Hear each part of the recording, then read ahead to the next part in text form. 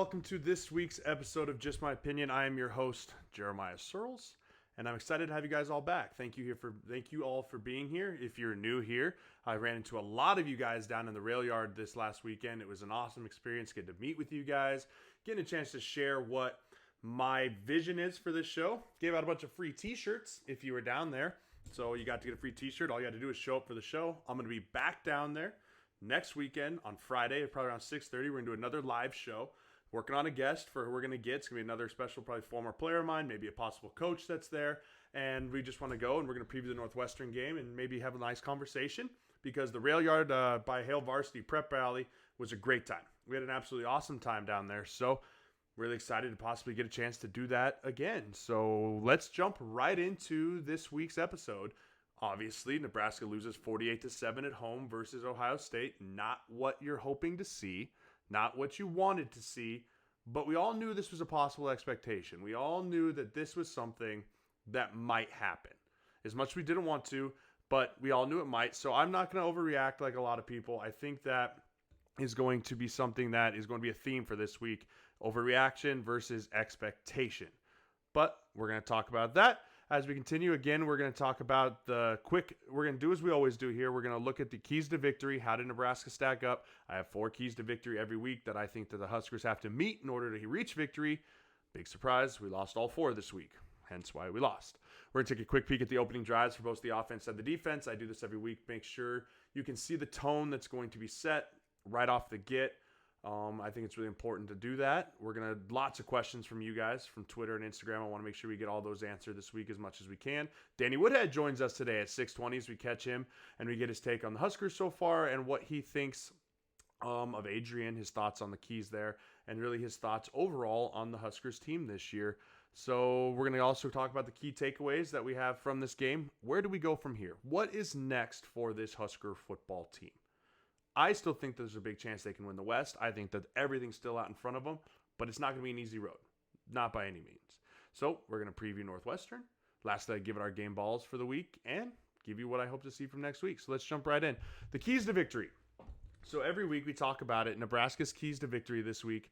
First one, penalties, rushing yards, third downs, and turnovers.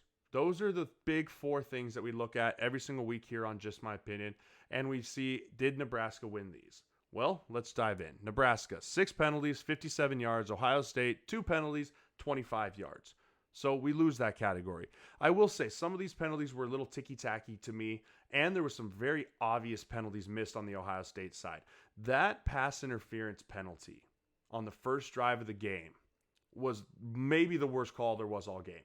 And that was a game-changing call early on in the game. That was something that we couldn't take back. That was something that we really struggled to overcome. But it was a game-changing penalty, which way you want to look at it. It was not pass interference. I've watched the game twice now. I was at the game, and there was no way, shape, or form that was pass interference. So that was a tough one. But at the end of the day, we had some other ticky-tack penalties. They beat us in that regard. They did. So now we move on to rushing yards. Nebraska, 39 attempts for 184 yards. Not good enough to win. Not good enough to really be competitive at this level. If we want to compete at the highest level, if we want to make sure that we want to be contenders in the Big Ten, well, then we have to make sure we can run the football. And we weren't able to do that on the other night against a very good defensive front. Adrian Martinez led the way with 15 rushes with 81 yards.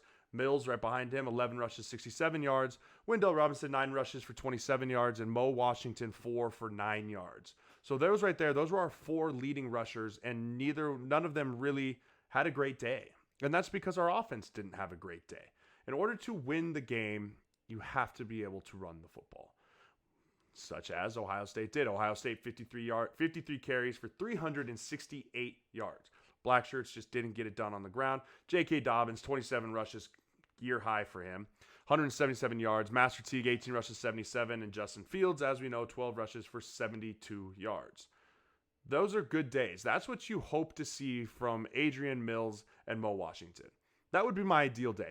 If I could say, you know what, Mo Washington rushed for 177, Mills came in and had a 77-yard day, and Adrian Martinez had anywhere from 70 to 100 yards and maybe a touchdown. That's what Nebraska's recipe to win games has to be. We're going to have to do it on the legs because right now Adrian's arm isn't necessarily the most reliable thing that we have in our arsenal, so we're going to have to do it on the ground. Now let's move on to third downs. Nebraska was 4 of 12 for third downs, 33%, 1 of 2 on fourth down. We found ourselves in really tough situations when it came to third downs. Third and longs, third and 8s, third and 15s. When we did that because, as I talked about last week, we had to stay ahead of the sticks. We had to stay in front of the chains, and we didn't do that because we didn't have success running the ball on first and second down. So you roll overside. Ohio State, 10 of 13, 76% on third downs. That will make a defensive coordinator sick. That will literally make him physically ill. Because if you get them, and we did multiple times, into third and 8s, we got them into third and 10s, and we just couldn't stop them. We just couldn't. You knew it wasn't our day when there was 3 or 4 times where Justin Fields maybe turned the wrong way, or there was a broken play, and yet they still made yards, yet they still made a way to make the first down. Everything was working for the Buckeyes the other night. Nothing was working for the Huskers, and everything was working for the Buckeyes. They had 31 first downs. Nebraska, on the other hand, 15. So if you have 31 first downs, yet they only had 13 third down attempts, that means they skipped third down, which is what you want to do as an offense. You skip third down almost half the time. That's big. If you can skip third down almost half the time, you're going to be pretty successful when it comes to gaining points, flipping the field, and doing all of that. So again, guys, if you're new to the chat, this is an interaction. This is an interactive conversation. I created the show because I want to hear your guys' questions. I want to hear what your guys' thoughts are, and I want us to have a conversation.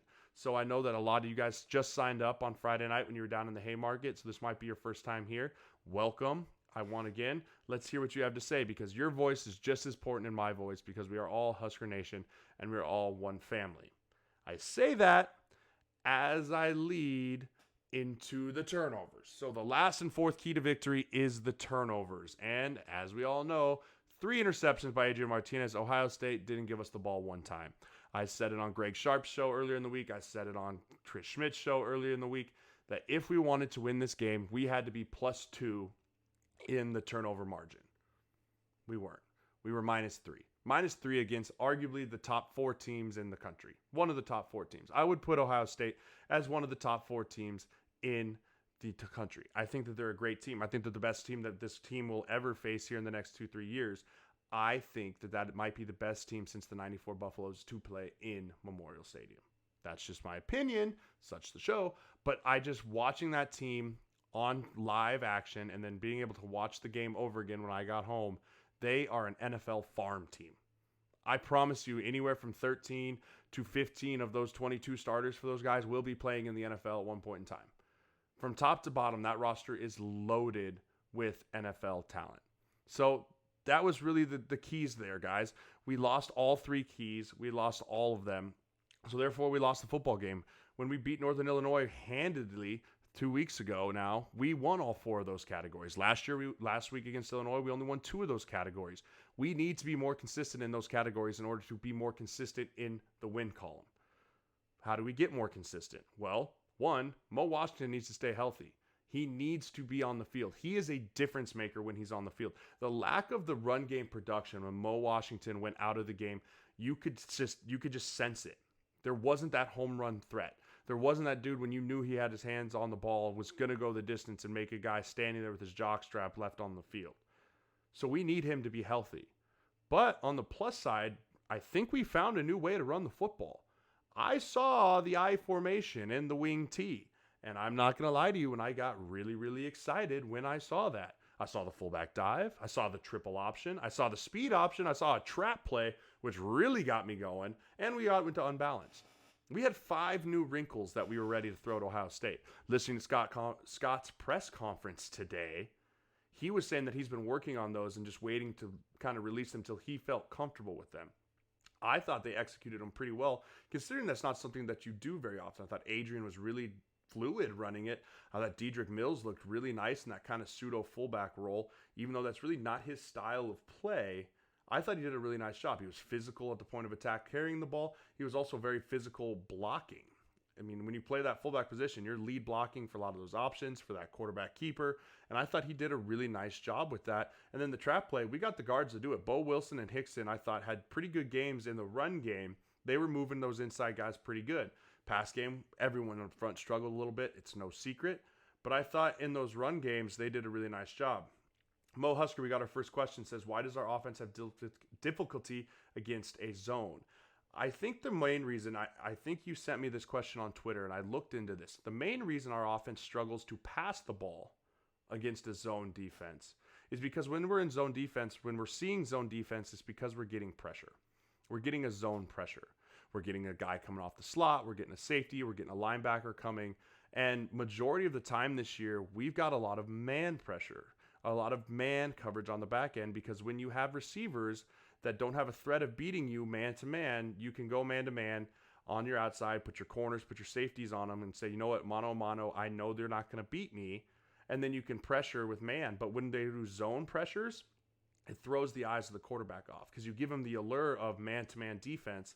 You give them the allure of man-to-man, and then you just all of a sudden rip it out from under them and switch into a zone, and then it makes the quarterback hold the ball for a second, makes them struggle, and then the ball's either late, it's not where it's supposed to be, or he's getting sacked, or he's getting pressured, because all it takes is that second to second and a half to really mess with it. And so that's why I think we really struggle against the zone defense. Not because of anything they do, but because we are not ready for it at the quarterback position. It's looking like man because we get probably 90 to 85% man coverage across the board. So when they flip it on us and they send us into zone coverage, it can really mess with your reads as a quarterback. I talked with Tommy Armstrong about that as well. So let's kind of try and walk through these turnovers a little bit. I watched all 3 interceptions. Live, I was upset. Live, I was emotional. I was trying to figure out what happened. Go back, check the tape, check your emotions. And I want to walk you guys through these 3 because guess what? I will say one of the picks is solely on Adrian's shoulders, and that's the third one. The first 2 picks, there's other factors that really turn into it. On the first interception, Chase Young, who was as good as advertised, flushed Adrian out. He has to make a play on his feet, rolling to his right, trying to throw to a receiver who's a little bit behind him, and he just didn't lead him far enough. And that's a first-round talent, and that cornerback, number 1 for Ohio State, he's a first-round talent as well. Makes a great play on the ball. But it all started because Adrian couldn't stand in the pocket and make his first read. He had to make something ad-lib on the run. When you get a quarterback pressured early, it makes them not be very settled in the pocket. They get happy feet.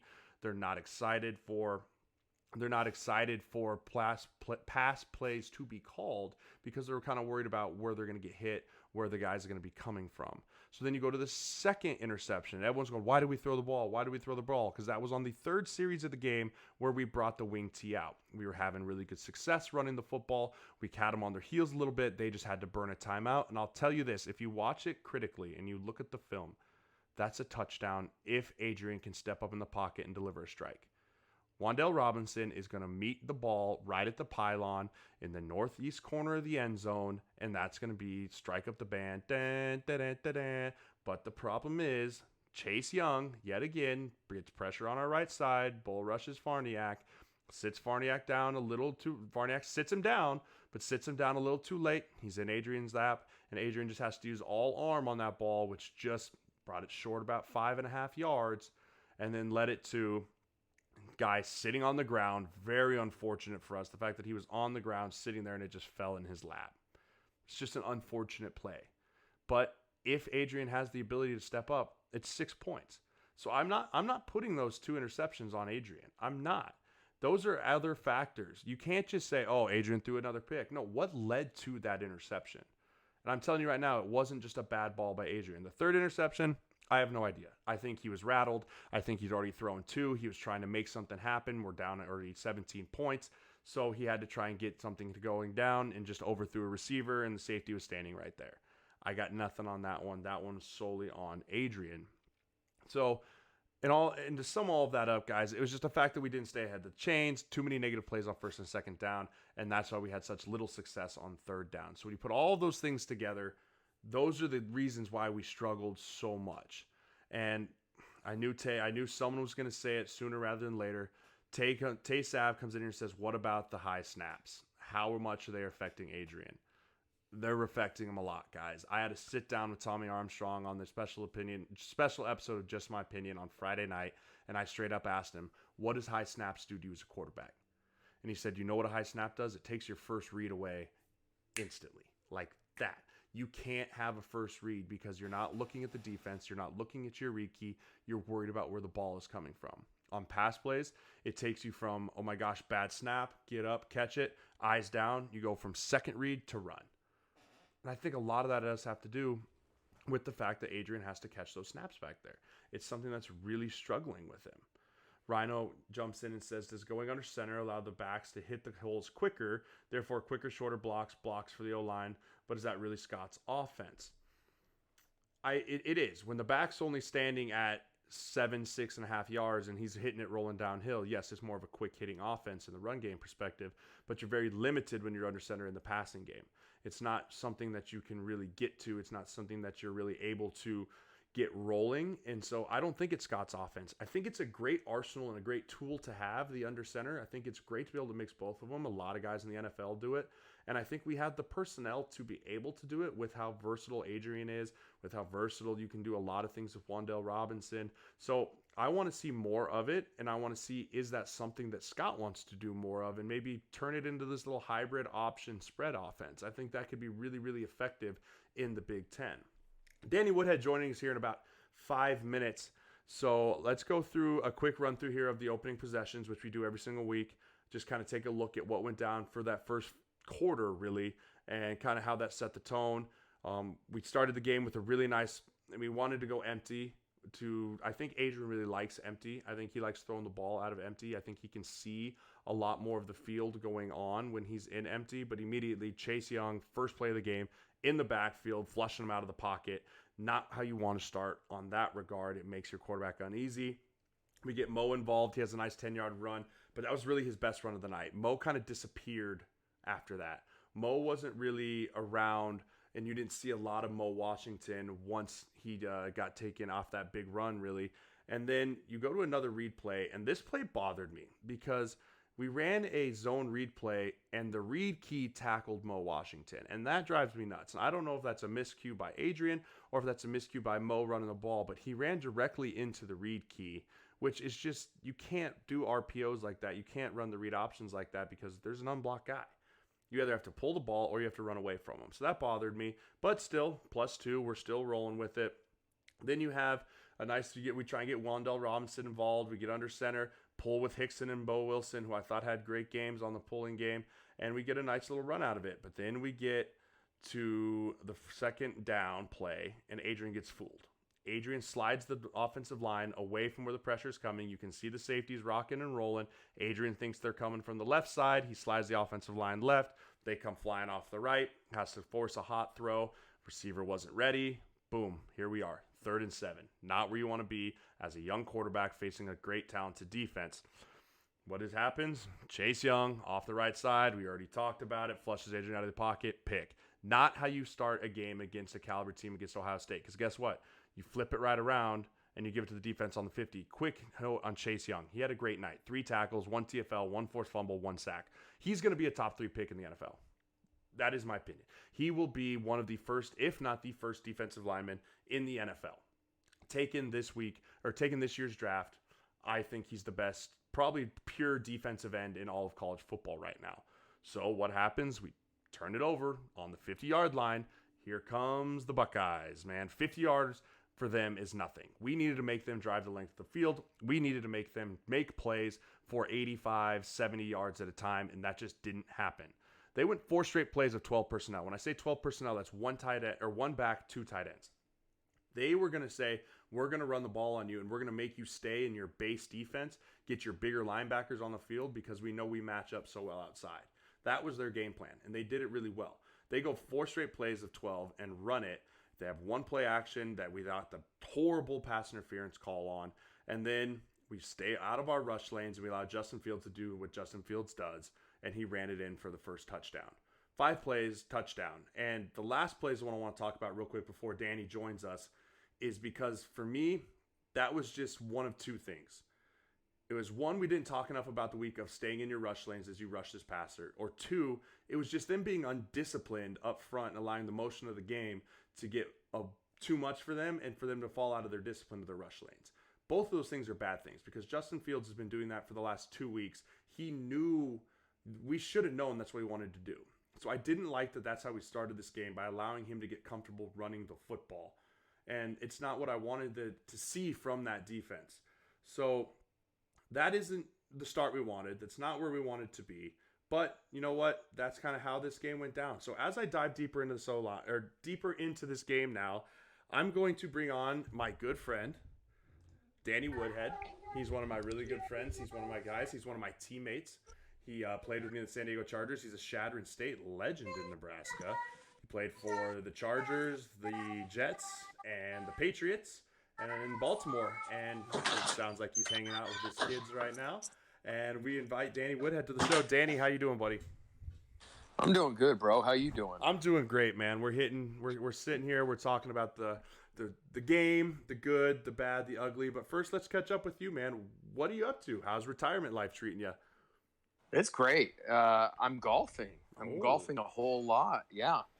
So it's been a good time and a great introduction to retirement life. But now, kind of doing some other things on the side. Not sure, how everything's gonna look, but do public speaking and things of that nature, and it's fun, and it's I also get to spend a lot of time with the family. Absolutely. That's one thing that is being hurt, not ideal, but getting to spend time with my son has been really, really cool. So, Danny, before we dive into the game, I've talked to now Kenny Bell, I've talked to Luke Gifford. What is it like now being a fan versus a player? Do you take these games? Do you watch them differently? Do you see things differently now that you're on the other side, so to say? I can't say that I watch things differently. I think I'm watching it the same exact way as I would as I'm watching film. It's a lot more fun because you don't get hurt. You never get you don't get banged up. That's a fact. But there's a lot more. You're so much more helpless, and you can't really do anything to have a real impact. So that part of it's different. But you ask any of my family members, I think that they know that sometimes I struggle watching games with them, or even just some people when they're blurting out certain things, and it's like, no, that's not what it is. So like that part can be different, but that's okay. Since I played for a while, I'm going to see it a little bit differently than, the average fan.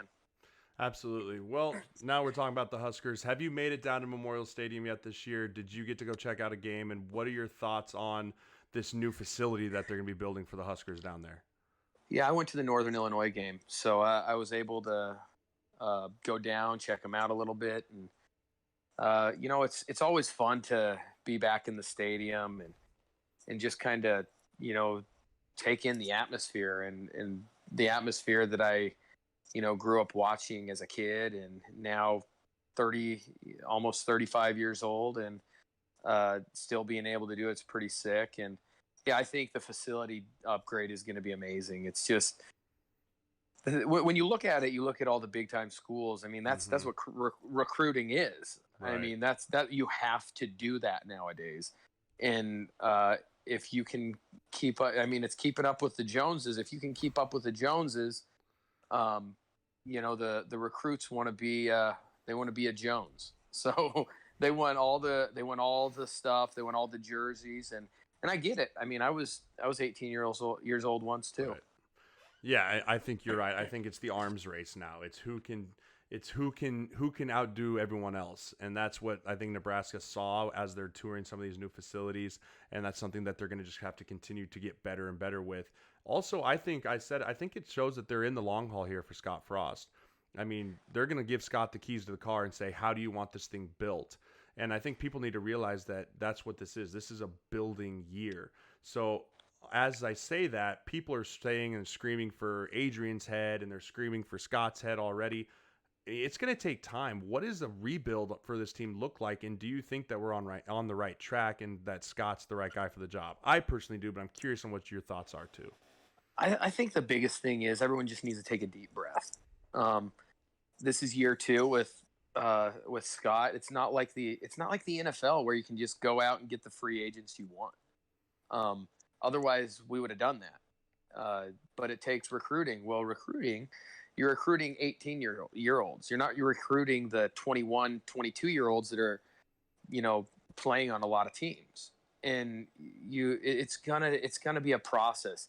Yeah, does it suck that we are 3-2? Yeah, it does.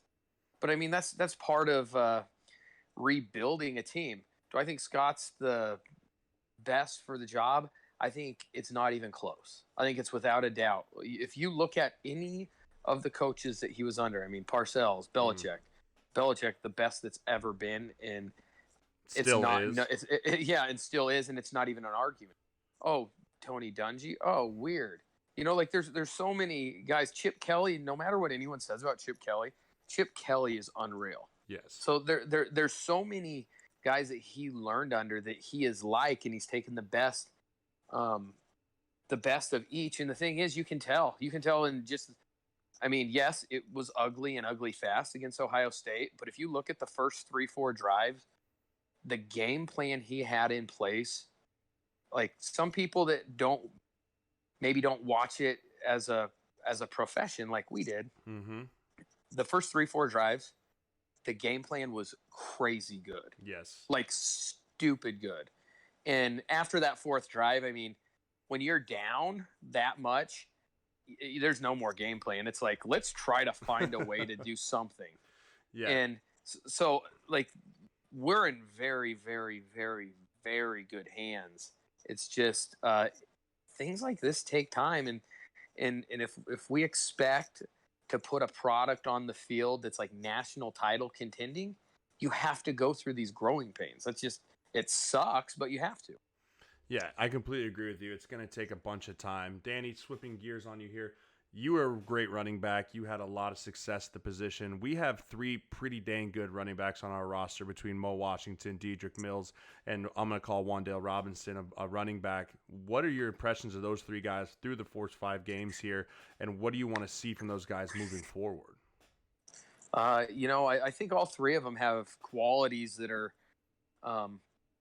really good. I mean, there's obviously Mills. He had a big run against Northern Illinois. Is he gonna be the guy that's gonna take it 95? Probably not, but he's not slow. Right. He can still run, and more than anything, he's a bruiser. Most people think of change of pace as, like your jitterbug guy, but I see him as a change of pace guy because our other 2 are, they're little more big plays. Like Mo Washington, if he can get in the open field, he can be gone. Now, he's a little bit different than Wan'Dale. Like, Wan'Dale is someone you really don't need that much blocking. You look at the Illinois game in the second half, what he did, there were many times where there was a lineman free. He made a miss and got 4. Now, those 4 yards, some people are like, yeah, it's 4 yards. No, that's like the most important 4 yards you can get. It's 1st and 10. Would you want to be 2nd and 12, or would you rather be 2nd and 6? You ask Troy Walters and Scott Frost, what would they like? They would like 2nd 6 because you're still on track. You're on target, and things like that are so important. Mo Washington has great big play ability, and I think he's a great player to have. I like all 3. I'm probably the most excited about Wan'Dale because what he does, he can cover up a lot of bad. Yeah. That's the thing that he does really, really well. He covers up bad, whether it be missed blocks, whatever it may be. He help if you see him on the zone read with Adrian, it just seems to mesh a little better because the defense really doesn't know what to do because it's like, oh, we got Jitterbug Wan'Dale back there, or oh crap, he didn't hand it off, and then Adrian has much more room. I'm more excited about that, but I like all 3. Yeah, I think Wan'Dale being a true freshman too. I mean, that dude has a ton of. He's going to be a big playability for us. You mentioned Adrian. He seems to be. People are saying he's a little bit more tentative than last year. I don't think that's the case. I think he's trying to do a little bit too much, stepping into this leadership role. Where do you think Adrian's head is at right now? Do you think he's trying to do too much? Do you think he's too much on his plate? Or do you think it's just a little bit of everything kind of not going as well as he hoped the season would jump off to? I mean, I think there's tons of factors. I think I might lean a little bit more with you. There's a lot of expectations and just people, honestly, like putting the season on him. That's tough as a sophomore in college. And with I don't want to put anyone down, and I'm still not gonna, but like he hasn't had a ton of time either. So it makes things difficult when I don't know if he's pressing. If he is, well, it makes it even harder if you don't have time. And I still think he's a great quarterback, and he's going to continue to be a great quarterback. It has been a tough start of the year, but there's a lot of games left. And if you ask any fan in Nebraska, my guess is they probably weren't saying, we're regular season, we're going to be 12-0. Like I don't think that was the initial response. But we still have a lot of season left, and we have a lot of good that can happen.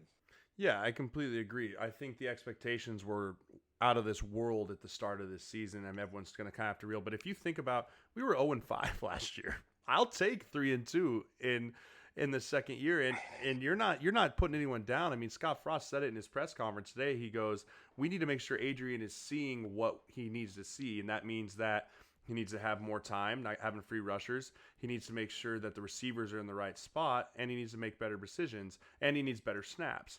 And as I listen to that, as you've listened to it 100 times, coaches don't call people out, they challenge them. And when I hear Scott say that, he's not saying, well, they're not doing X, Y, Z. He's saying, hey, I want to see these three positions. I want to see the offensive line. I want to see the center, and I want to see the wide receivers step up to big plays this week. Do you think that's kind of where he was leading with that? Is like, hey, they need to do that. Yeah, I mean, I think in order to win games, that's going to happen. And, is it the O-line every play? No. I mean, everyone has their faults. Mm-hmm. It's just we're having people have faults more than should be happening. Now, some people are going to be like, well, that's the coach's fault. Well, not really. I mean, at the end of the day, you kind of have to figure it out when you're playing, on Saturday, and you have to go out there and make plays. I mean, for example, the Wandell, yes. Did Adrian overthrow him? Yes. Was he under pressure? He was a little. Mm-hmm. And if anyone that is an offensive player or has done this for a long time, the route needed to be thrown a little bit more to the right. Well, it's a lot harder when you're under pressure because what it is it's an over route. It was an incredible scheme the way they had Wandell run through the middle of the field with the linebackers. You're talking about the second interception? Yes, the second one. Yes, he had Chase Young right in his lap. Yes, it was a touchdown if not for that. Now, is that Chase's fault? Not necessarily. I mean, it's a combination of everything. And, the thing is, even with O-linemen, I remember Mike McCoy always telling me, die a slow death. Die a slow death. There's even times with offensive linemen, die a slow death. Just give enough. Like, we don't need, if you get a big hit and throw someone down and pancake someone, yeah, that's awesome to see and stuff. But at the end of the day, you just got to do your job. And sometimes doing your job can be very, very, very ugly. And some people on TV will be like, man, that really sucked. Well, not when you get in the film room with the coaches and they're like, dude, you did your job. And I think that's what we just need a little bit more of is guys just making sure they do their job, even if it looks ugly, just finding a way to get it done. Yeah, I think you're exactly you hit the nail on the head there, Danny. We got a couple guys chiming in here on the show that ask, like, what does a game like this do for recruiting? What is the pitch? Do you think that? I mean, it's pretty easy when you win a game like this to recruit people, right? Like, hey, look what we did. What does it turn into now? I mean, once we had someone ask earlier if you've ever thought about going into coaching or if that's something you ever wanted to do. So say you're a coach, what do you tell a kid that just witnessed that you still want to try and get commit to come play for the University of Nebraska? Well, I think you're still coming to the University of Nebraska and you're playing in front of 90,000 fans. I don't think it's as big of an issue as some, because there's also kids out there that say, I want to play right away. Well, I mean, does that kind of screams playing now too. So like if you're a big time recruit, it's like, man, I got an opportunity to go in there right now and make an impact. So I don't think it's yes, Ohio State's going to, by them winning, are they going to get more recruits than us? No, I don't think they are. Are they going to get more recruits than us just because they've been national title contenders every year? Yeah, maybe. But that's why we have to, it's called a build. And hopefully, and I think if you ask a lot of people that know about Scott Frost and know about a lot of those other guys on the coaching staff, they know that they are going to get it built. It's just building. I mean, do you just go out and build a house in like a month? Right. No, because that would be the worst house in the history of houses. You know what I mean? I mean, it takes time, and that's part of it. So I don't think it kills us as much as some people might think. I think the new facility is going to help us more than that hurt us. More than that game hurt us. And as far as coaching, no, I don't see. I love the game of football as much as I ever have. I do not see that right now. Yeah, I agree with you. I can't see myself going into coaching anytime soon as much as I would. I watch those guys just work themselves to death over and over and over again. I'm Right. Like, I was talking to one of my buddies who, you might actually know him, Ryan Wendell. He played center for the Patriots. Wendy and I were tight. He's an assistant line coach for the Buffalo Bills now. And I asked him about it, and I was like, Wendy, what's it like? He goes, dude, I spend more time at the office as a coach than I did at the player. And I was like, I'm all right with that. I don't need to do much of that. So no, and as much time as we put in, it's like, you know what? We were in that arena and it was a lot of fun. But I think I'm cool stepping back and just being a fan. I love that part of it. Right. Well, Danny, as we're winding down here, a couple more questions as I wanted to get to for you. What is your expectations for the Huskers to bounce back? What do you see them? They got 5 games in. They got 7 more games to go. They got 2 bye weeks coming up. What do you think is a realistic expectation for the rest of the Husker team the rest of the way? The thing is, if I'm let's just say I'm a player. If I'm a player, mm-hmm. what I want to do is I want to make sure every single game we're in position to win. Now, what does that look like? Who knows what the heck it looks like? But going into each week, and this is maybe the thing that I learned best from Bill Belichick, was prepare as much as you can and make sure you're putting yourself in position to win a game. And that's what I would, want to do if I'm a part of the team or whatever it may be. Now, realistically, I don't know, and I don't want to jump to any conclusions. We're 3-2 right now. Do I think we could win 8 games? Heck yeah, I do. I think that's very realistic. But you have to go out and win games. You have to go out and play. You have to go out and play like we did second half against Illinois. And that's the thing. Hopefully, we can get that offense going. It's been I don't want to say stagnant, but it's been tough for us to get going a few games, and hopefully we can get that machine running. What would you say? I'm going on what you said here because I mentioned it a few weeks ago. What would you say is the identity of this offense? Like, I haven't been able to put my finger on it. I still don't know through 5 games. Like, maybe you could put some insight. What would you say if you said Nebraska's offense is X? That it's kind of. I think I kind of don't know right now either. Hopefully, like looking at our skill players and what they can do, hopefully it's a dynamic offense and an offense that we can do a lot of things. We have had when we have scored, it's been short drives, so I would consider that dynamic.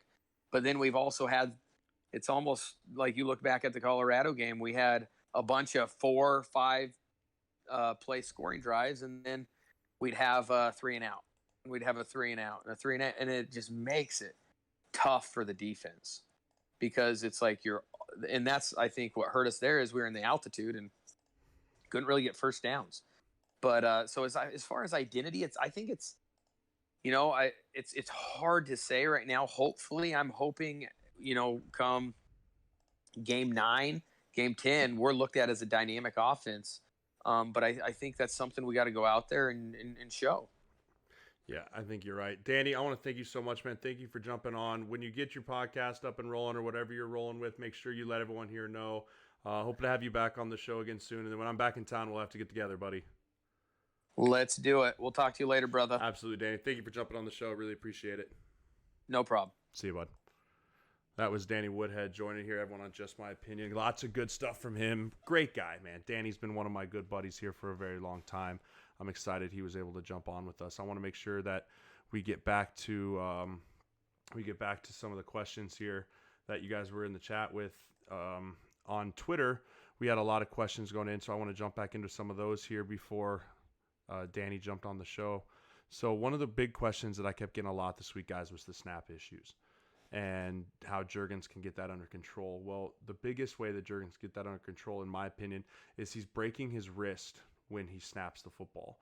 What I mean by that is when you snap the football, you want to use it like a pendulum. You want your hand to go straight back like this when you snap it. When he's snapping it, he's bringing it like this.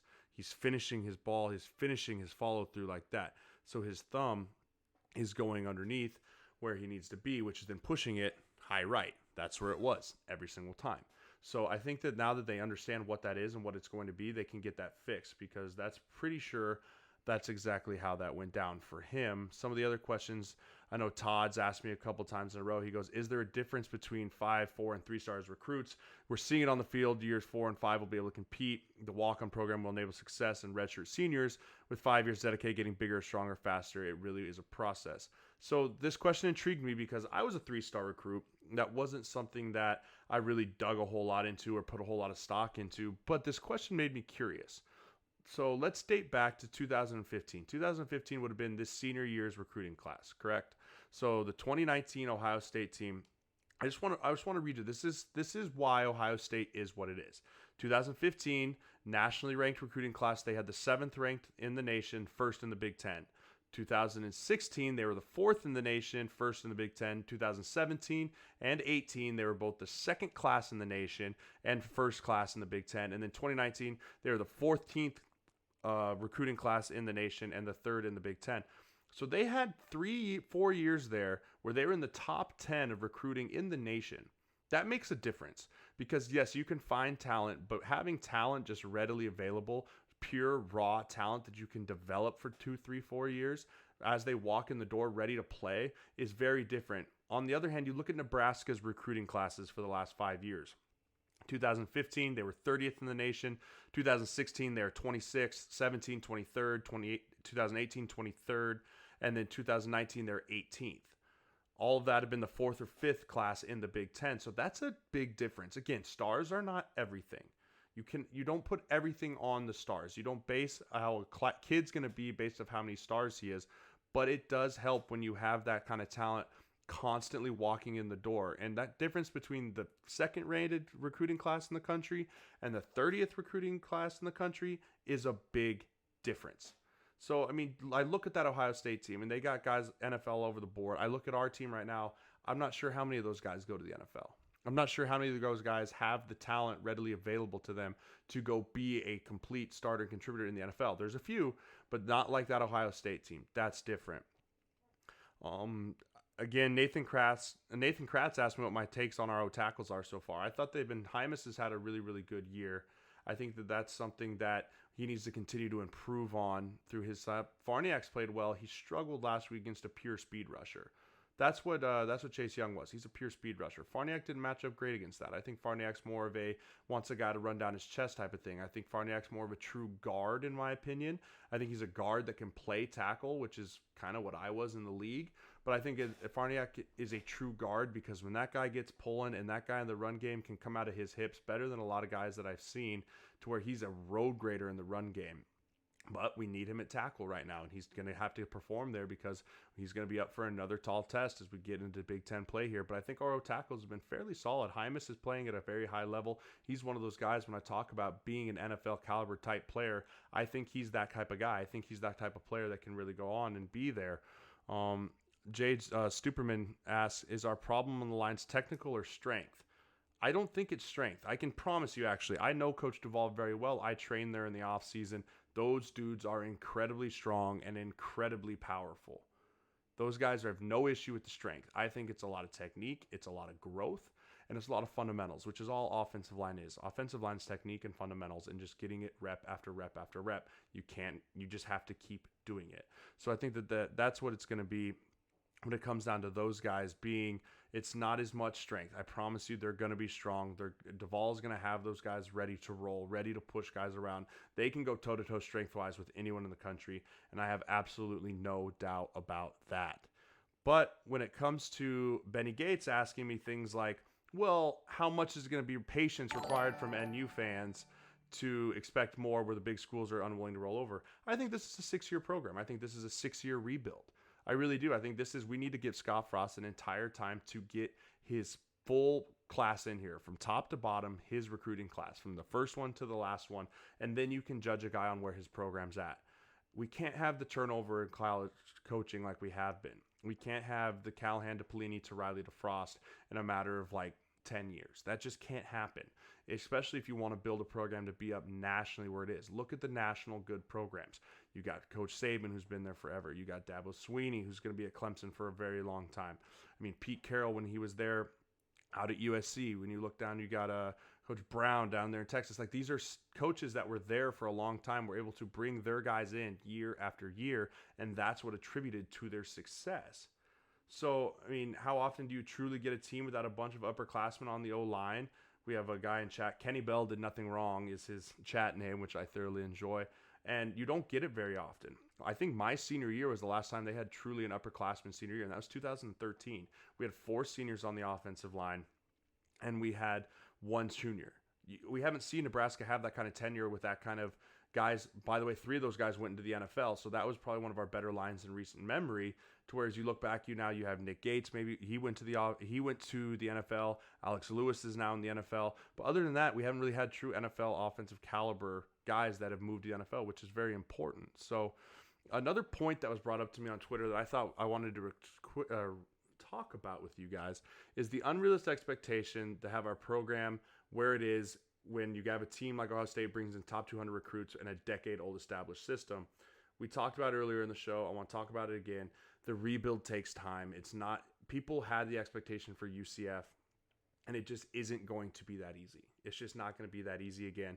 It's going to take time, guys. Big breaths. Trust me, I'm the first one that's going to tell you I wish we were back. I'm the very first one to tell you that I want to be back in the national spotlight as bad as the next guy. But we saw where we are. We saw how far we have to go, and that's okay. The greatest part is Husker Nation, you guys are the best fans of all time. I was with it to the end. I wasn't leaving that stadium early because I've been on the other side of that, and I know what it feels like. However, there was still probably 50,000 people in that stadium in the fourth quarter, and we have 7 points on the board, and Ohio State's just rolling. That's because we know as a fan base what this team is and where they're going. But we can't let the few bad apples and the guys that want to get on and just trash Adrian, trash Mills, trash Frost. We have to make sure that we silence those guys by knowing and supporting them and supporting our team the right way, knowing that we have to grow. People that want to bench Adrian, how do you expect him to grow? People that want to bench Juergens, how do you expect him to grow? How do you expect him and those type of guys to get better if at the first sign of trouble as young players, you pull them? If you want to build the building blocks on those guys, you let them weed their way through the weeds. You let them find where they have to be, and they will take us where we want to go. So let's put that game to bed. Our defense had to play better. They didn't. As we put my final thoughts on that game is that we have an undisciplined, we had poor gap integrity on our D way too many times. And I don't know if that was by scheme. I will tell you this, that the Ohio State offensive line is very, very good. I did not give them enough credit during the week. I thought they hadn't been tested yet. They came in and took care of business. Whenever you rush the ball for over 300 yards, their offensive line played extremely well. They displaced our defensive linemen. They took our linebackers on head on, and they opened up big-time running holes. That being said, there was one too many times we lost contain. Happened against Illinois. It happened against Ohio State. There's something that coaches are seeing on the defensive front that knows that they're trying to take advantage of our edges. I haven't been able to figure it out yet as I've watched the game a couple times, but other coaches are seeing it. We have to get that fixed because the more you can stretch a defense, the more those gaps open up inside and allow for those cutbacks that Dobbins hit, that Fields hit, And it's just going to continue, especially when we play Wisconsin here coming up in a few weeks. Jonathan Taylor is going to hit those. I want to see more of the I, and I want to see more of the wing T. I want to see if that's something that we can make some hay on as a team. I want to see if that's something that we can get this running game jump started with, because you just don't know. You don't know how long it's going to take for this run game to get going, but we need a spark. We need something going, because the zone read's not happening right now with no healthy Mo Washington. What's it going to be? I want to see more of the I. I want to see more of the wing T, and see if we can create this new hybrid spread / option team. I think that that's something that can be done. It'll be different, but I think it could be done very well. Also, we need to keep Adrian clean early. There was plenty of times in the second half he had open guys, but he was gun shy. To be expected, he threw 3 interceptions, but I want to see him have a complete game where he's back there just letting them rip, because I want to see him have a big game as we get back for Northwestern in Memorial Stadium. Let's switch gears to Northwestern here, plowing ahead. Northwestern comes into town. These guys always play us tough. They have a recipe over there in Northwestern where they know they're not going to be the most talented. They know they're not going to be the most athletic, but they play so well together as a football team. They know what works for them. They know their strengths. They know their weaknesses. They know how to make up for them. And that's because Pat Fitzgerald is an extremely intelligent coach. He recruited me. He basically told me I didn't have a good enough ACT score to go to Northwestern, which is fair because I didn't. And so I ended up going to Nebraska, which is fantastic. But besides that point, he knows how to coach. He knows what to do with them. They're coming in right now. They're scoring only 15 points a game. They're allowing over 21 points a game. This is a game that the Huskers need to get back on track. They're -3 in the turnover margin, so they're also having some problems with turnovers. They're giving the ball up. They have 4 fumbles and 7 interceptions this year thrown. That's something that the Huskers need to do. Blackshirts need to get back taking the ball away, and the Husker offense needs to make sure that they hold on to the football. They have 10 total sacks as a team this year, so there's not a lot of pass rushing on that defense right now. They have their 2 seniors up front, and Gaziano and Miller leading the way with 2.5 sacks apiece. So we're going to have to still make sure that we know where those guys are. Excuse me. And we have to just make sure that we play very sound up front. On their offense, who knows where they're going to be at quarterback. They had 3 different quarterbacks play in that last Wisconsin game, but we have to stop Drake Anderson. He's their number 1 guy, 61 rushes for 305 yards this year. He's got 4 touchdowns, and we're going to see either Hunter Johnson or Adian Smith at quarterback. Regardless, they're a system QB. They're going to come in there and manage the game. That's what Northwestern quarterbacks do. They're not going to come out there and throw for 400 yards. And if they do, clip it, throw it up there, tell me I'm an idiot. But I just don't see them coming out and beating us throwing the ball in the air. They're going to try and run the ball like Ohio State did to us. Blackshirts need to have a great game, get their mojo back, and shut this Northwestern team down at our house. Switching gears to the Northwestern defense. This is a defense that went toe-to-toe with Wisconsin last week and played good enough to win. If Wisconsin's defense doesn't score 2 touchdowns, they lose that game. Northwestern's defense shut Wisconsin's power football offense down. Jonathan Taylor only had 177 yards, or 160. They only had 165 yards total on the ground. Jonathan Taylor having 127 of those. So they're going to stop the run. They know how to play tough. They know how to play sound defense. And in order to beat a sound defense, you have to sustain drives, something Nebraska hasn't been great at doing this year. We're going to need the 9, 8, 10 play drives, sustained football drives, wear this defense out, and just know, like Danny said, the 4-yard run is a good run. Don't get behind the sticks. Don't be in a 2nd and 12. Don't be in a 2nd and 11, because this defense is a defense you can go the distance on, because they can. They're going to be led by Chris Bergen at linebacker, who has 33 tackles. On the back end, they have a very good safety in Travis Wylock. 37 tackles and a forced fumble on the year. And then up front, their 2 D linemen, Joe Gaziano on the D line. Those are the guys we're going to have to beat. Those are the guys we're going to have to take care of on the offense. So as we're winding down, guys, my final thoughts: Huskers bounce back. The West is wide open. The West is wide open. I was waiting to the end to tell this story. My junior year, 2012, we go up to the Horseshoe game day in Columbus and get absolutely smacked on national television. Never forget it. We got absolutely smacked. Guess what? We won the Big Ten West that year. We went to the Big Ten championship. At that time, it might have been called the Legends or Leagues. I don't remember. But it's not over for this team. It is very much possible for them to go win the Big Ten West. Yes. Do we have to play better? Yes. Do we have to do things different? Yes. Can we? Absolutely. I have full trust in this coaching staff. I love this coaching staff. I got to go sit and watch these guys all summer long. I got to see these guys all winter long bust their tails. I know what this team is made of. I'm ready to let them come and show Husker Nation what they're made of when they have a big bounce back about this. There's no Chase Young or Justin Fields on this Northwestern football team. That's facts. So this week, they're going to come out and play a team that they are not as good as. Northwestern is not as good of a football team as Nebraska talent-wise. But Nebraska has to go out and prove why they're better. They have to go out there and make sure that they show why they are Nebraska, because last week we didn't. We got pushed around. We got bullied. It's time to get our mojo back against a lesser Northwestern team, and I really think we can do it. Husker Power says, what do you think a minimum Big Ten record will make it happen in the Big Ten Championship? We can't lose more than one more game. We have to beat Wisconsin, we have to beat Iowa, and we have to beat Minnesota. I really don't think we can drop maybe one more Big Ten game, but that's really going to be it. And I think that's possible. So who we got left? We got Maryland, who's really struggling right now on offense. We got Minnesota coming up. They're playing decent ball. We got Wisconsin at home. We got Iowa at home. We're setting up to have a lot of our big-time games at home. Indiana, that's a team that we should be able to beat. But again, they're not just going to roll over and die, because Nebraska does not scare anyone walking into the stadium right now like they used to. And I'm not even saying when I was in school. I'm saying when Nebraska was Nebraska, they were scared to play Nebraska. We need to get back to that. We need to get back to when Nebraska walks into a stadium, the other team is scared to play them because they know it's going to be a bloodbath physically, and they're just going to get dominated. And that's where Scott played. That's what this team was when Scott played, and that's where Scott's going to take this team. And I'm excited about it, guys. I really am. So as we get out of here, let's give my game balls out this week. On offense, I gave it to Trent Hickson. I thought he played a very solid game at left guard. He wasn't flashy. He had some really nice pulls on the outside, blew some guys up. He had a couple trap pulls when they got in that I formation. He did a nice job cutting off the nose on the backside. Offensive lineman, I know he wasn't going to get a lot of love, wasn't going to get watched. I watched him. I thought he's a really good young player who's gotten better every single week. And I thought he was a very pivotal part of this offense. And when they did have success, he was a big reason why they had success. On defense, Khalil Davis, 5 tackles, 1 sack, 2 TFLs. Tough day for the D-line overall. Really it was. I mean, they didn't have a great day, but I thought he played very solid individually. It's not an individual game, but every week I like to give out the game balls and recognize guys that are grinding, because it's not easy to do week in, week out. These 2 guys have been pretty consistent on my short list to give game balls to as they've been working forward.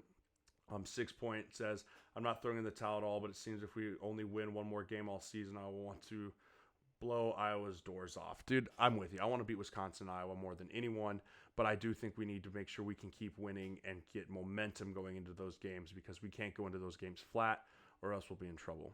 Guys, that's it for this week's episode. I hope you enjoyed it. Danny Woodhead, again, thank you for coming on. If you missed it or if you joined late, the full episode will be up on my YouTube page, or you can even find it on my Twitch page and rewatch it. And guys, I'm trying to grow the show. If you wouldn't mind sharing it, if you wouldn't mind being able to tell your friends, come join the conversation. I appreciate every single one of you guys here. Follow me on Instagram, on Twitter. And as always, guys, go Big Red. Next week, I will be in the Haymarket at 6:30 doing another live show. I'm going to have a special guest that I'll announce later this week. If you missed that, then I'll be back here next Monday night, breaking down hopefully a nice win over a quality opponent in Northwestern, back at Memorial Stadium. I will be back in Lincoln at the game. If you see me, come say hi. Let's talk. Let's enjoy each other at the Husker football game. And as always, guys, go Big Red, and it's just